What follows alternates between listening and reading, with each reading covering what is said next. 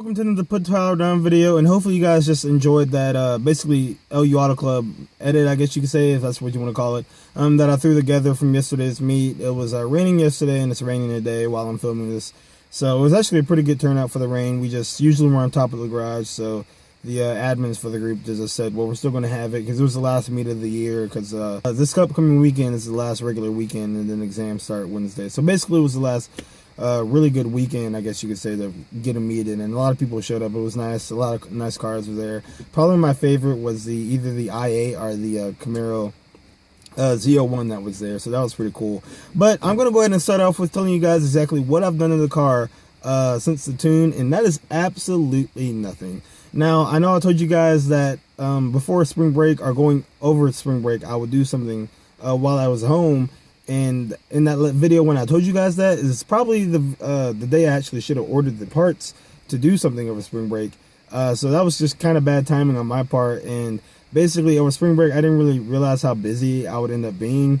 I worked a lot over spring break, and then I did those 3 car reviews that you guys saw.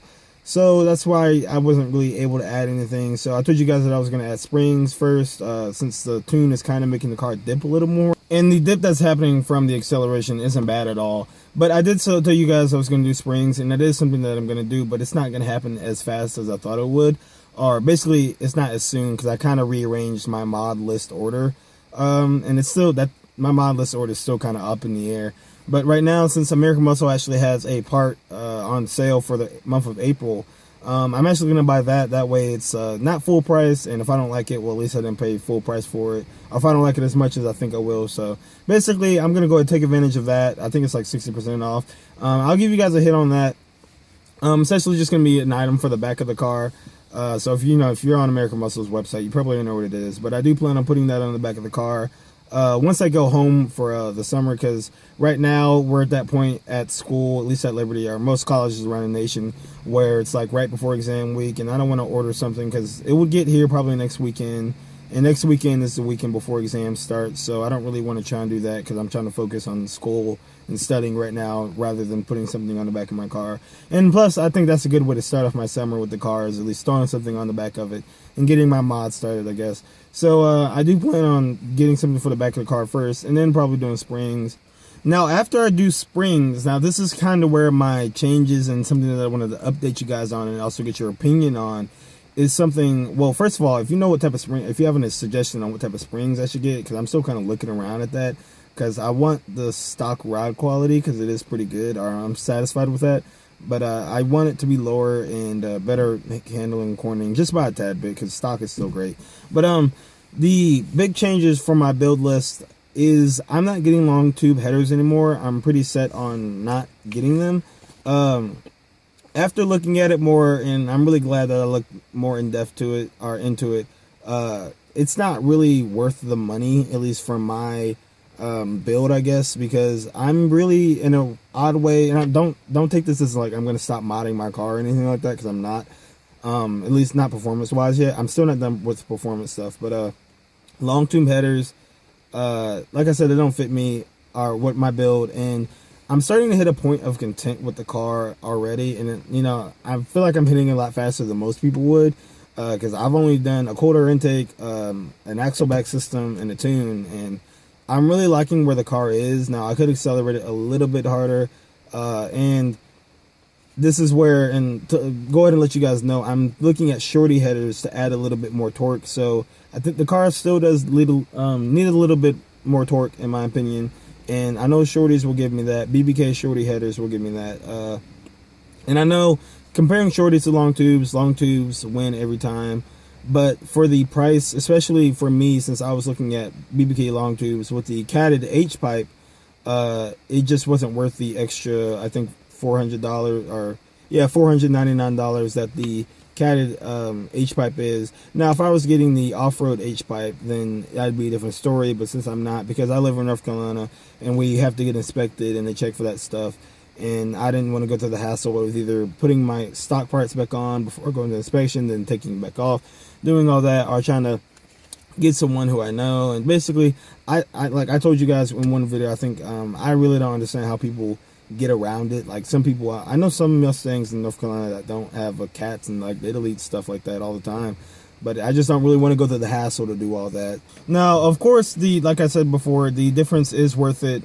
If you're comparing your stock headers to, or not even your stock headers, just comparing the BBK shorty headers to the long tube headers with the off-road H-pipe, I feel like that amount, the difference is actually 14 horsepower and 11 pound-feet of torque compared to the shorty headers. So that is kind of worth it, I guess. I mean, that's like on the border. I'm still not even sure if I'd spend my money if I was doing that, because it's not really more so of the numbers. It's more if I'm going to feel it in my butt, like when I'm driving.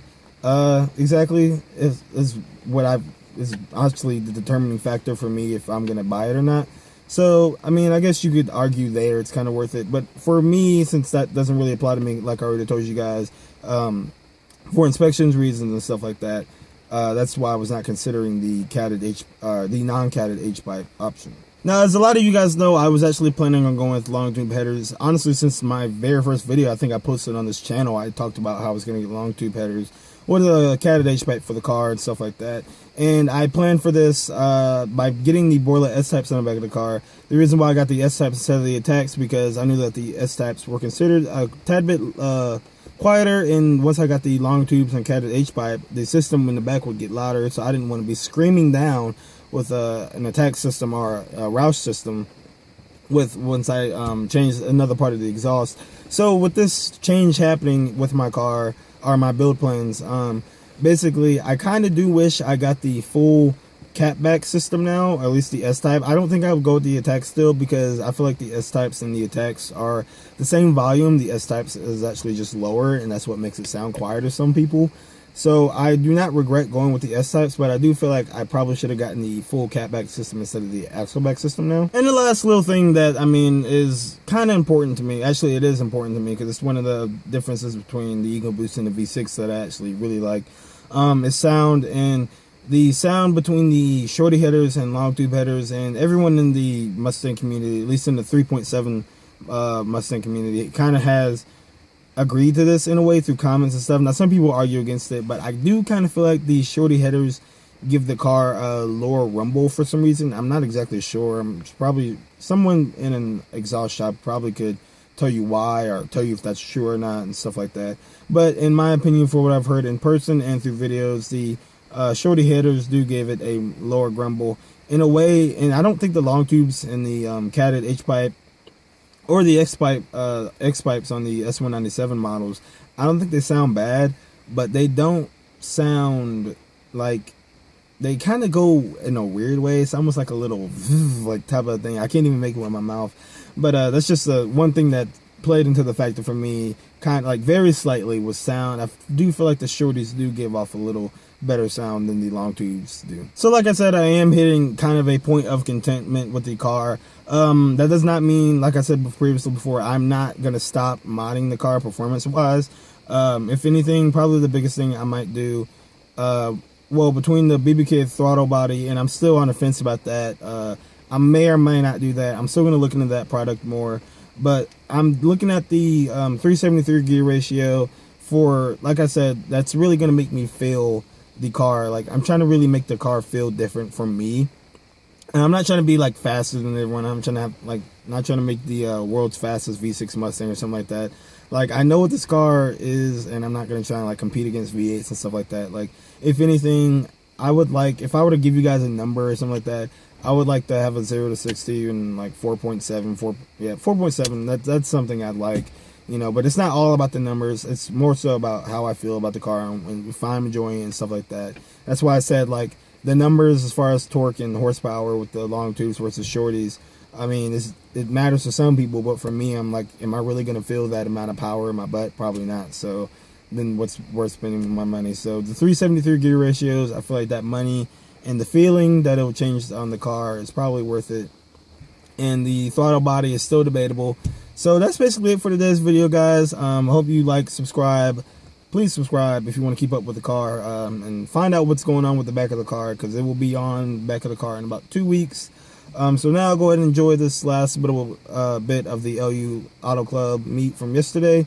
and catch you the other day. Be safe, be holy.